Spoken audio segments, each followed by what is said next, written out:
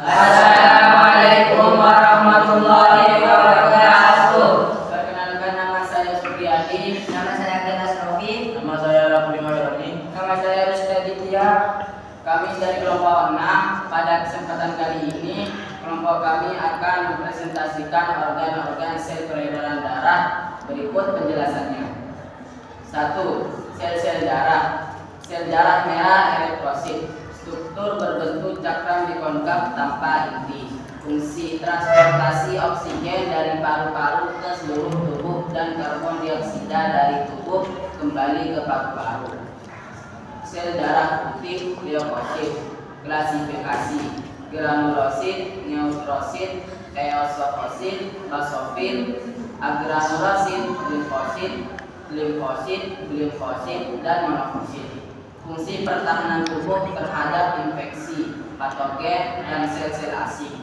Terlibat dalam sistem kekebalan tubuh dan respon inflamasi. Trombosit, platelet. Struktur fragmen sel kecil yang berasal dari megalotrosit.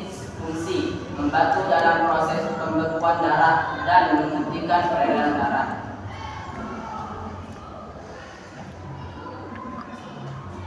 2.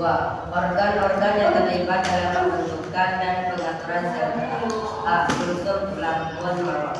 Fungsi: produksi sel-sel darah termasuk eritrosit, leukosit, dan trombosit. Jenis: sumsum tulang merah yang aktif dan sumsum tulang kuning yang lebih bersifat penyembuhan. B. Limfa spleen. Fungsi: menghapus sel darah merah yang sudah tua, menyaring darah, dan menyimpan sel-sel darah putih.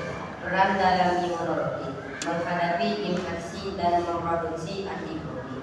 C. Melenjar getah bening, lymphatic nodes. Fungsi: menyaring limfa dan bertindak sebagai pusat penyaringan untuk patogen. Peran dalam imunisasi: tempat berkumpulnya sel-sel kekebalan untuk melawan infeksi. D. Hati liver. Fungsi: metabolisme dan detoksifikasi, termasuk pengolahan produk sampingan dari sel darah merah. Peran dalam pembekuan darah: produksi protein yang terlibat dalam proses pembekuan darah. 3. Disorders dan kondisi seputar sel darah. A. Anemia. Definisi dan penyebab: kekurangan sel darah merah atau hemoglobin. Gejala dan diagnosis: simptom, tes darah, dan perawatan. B. Leukemia akut kronis serta dampaknya terhadap tubuh. Diagnosis dan terapi: proses diagnosis dan opsi perawatan. C. Hemofilia. Penyebab dan dampak: kekurangan faktor pembekuan darah. Manajemen dan perawatan: pengobatan dan terapi untuk hemofilia. 4. Kesimpulan: penjelasan tentang organ-organ sel darah serta fungsinya. Pentingnya pemahaman tentang pengolahan dan kesehatan sel darah.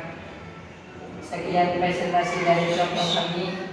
Semoga bermanfaat. Wassalamualaikum warahmatullahi wabarakatuh.